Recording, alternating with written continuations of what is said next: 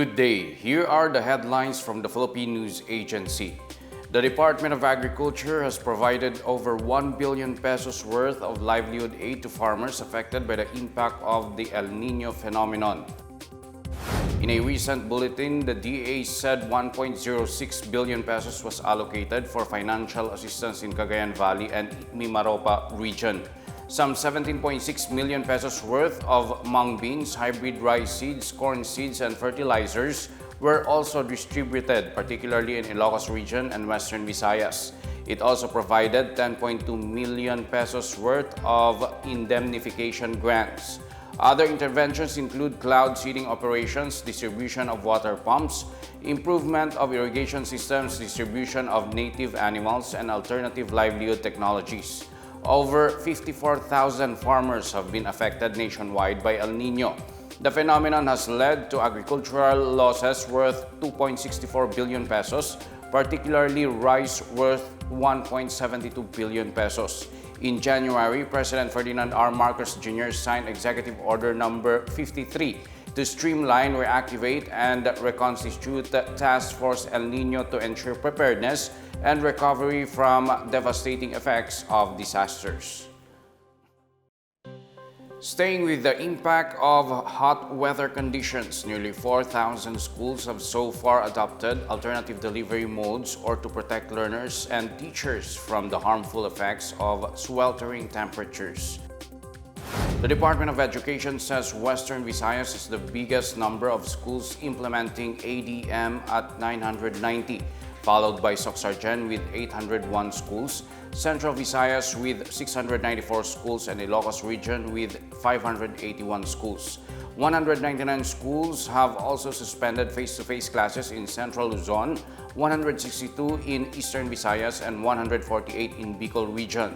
ADM has been implemented in less than 100 schools in Cagayan Valley, Calabarzon, Mimaropa, and in Zamboanga Peninsula.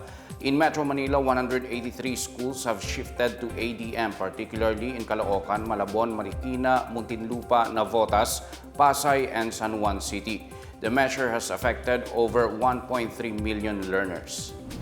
Meanwhile, Senate Minority Leader Aquilino Pimentel III has called on the government to adopt measures to safeguard workers from extreme heat. Pimentel suggested limiting work periods during hours of the day with intense heat and enforcing occupational heat safety and health protocols. He cited global initiatives such as the directive by the Ministry of Human Resources and Emiratization in the United Arab Emirates to prevent the imminent risks posed by exposure to heat.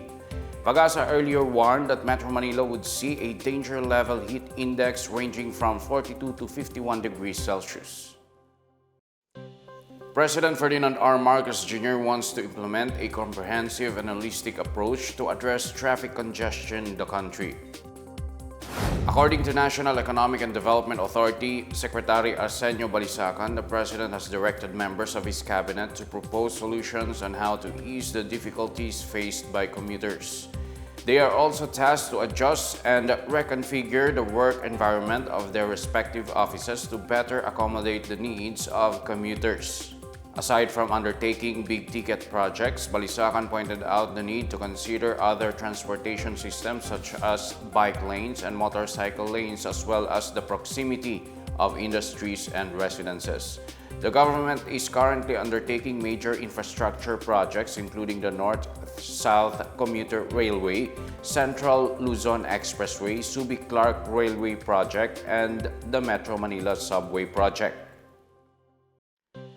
The Philippine National Police has formed a tracker team to locate Kingdom of Jesus Christ leader Pastor Apollo Quiboloy after a Davao court ordered his arrest on child abuse charges.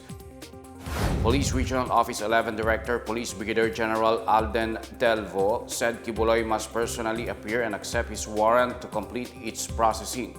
Delvo says he trusts that Quiboloy was advised by his legal counsels on his next move and convinced him to show up. On Wednesday, police served the arrest warrant against Quiboloy and 5 others for charges of child abuse. Quiboloy was nowhere to be found in the Kingdom of Jesus Christ compound in Davao City and in the group's prayer mountain in Barangay Tamayong or at his resort in Samal Island. 3 of his co-accused have been released after posting bail of 80,000 pesos each. In news overseas, the number of people injured after a 7.2 magnitude earthquake struck Hualien County in Taiwan climbed past 1,000 on Thursday. Taiwan's fire department said the number of injuries had reached 1,038 while the death toll remains at 9 and 48 others are missing.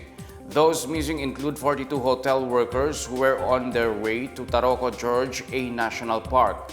Authorities are focusing on finding the group by deploying drones and helicopters and dropping supplies if they are located. Rescue operations for those trapped are also ongoing. Meanwhile, the railway line to Hualien has reopened, although a rural station up north remains closed due to damage. The earthquake, believed to be the strongest in 25 years, hit the eastern county on Wednesday morning. And that's the latest and the biggest stories on the Pna Headlines. For more news updates, please visit our website, pna.gov.ph, or our Facebook and X account, Philippine News Agency. The Pna Headlines is also streamed via the Servicio Facebook page.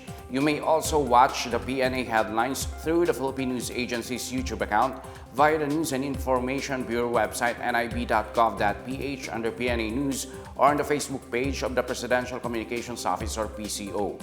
I am Wilnard Basilonia, and this is the Pna Headlines, bringing stories that unite the nation.